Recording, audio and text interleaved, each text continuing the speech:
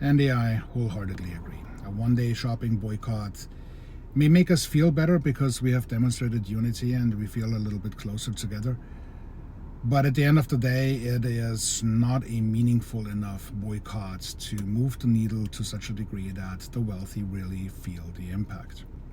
Now, from that perspective, the boycott would have to take a much longer duration. And if we were to actually able to pull this off, the wealthy certainly would feel the impact to some degree, but it's also the small guys, the employees, who would feel it because they get laid off if the dip is too big.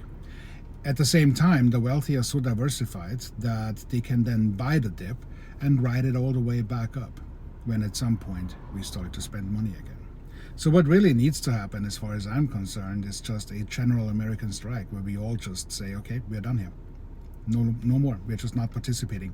And that is not just confined to spending. This is also the means of production, that we just do not come to work until things are rectified. This was tried before with the aircraft controller strike. Of course, they were forced back to work back then, but it's been tried before, just not on a large enough scale.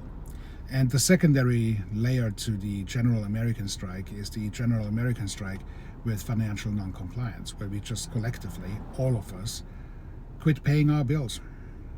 I know this sounds completely ludicrous and irresponsible, but imagine millions upon millions, tens of millions, not paying their mortgages, not paying their rent, not paying their car notes, not paying their student loans.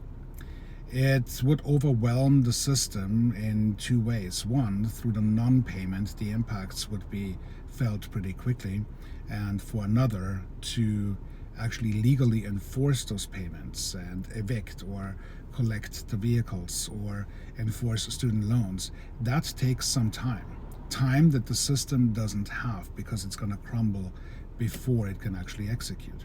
That financial non-compliance piece, to me, would be the strongest suit of actually making a measurable difference, so much so that we can potentially regain control.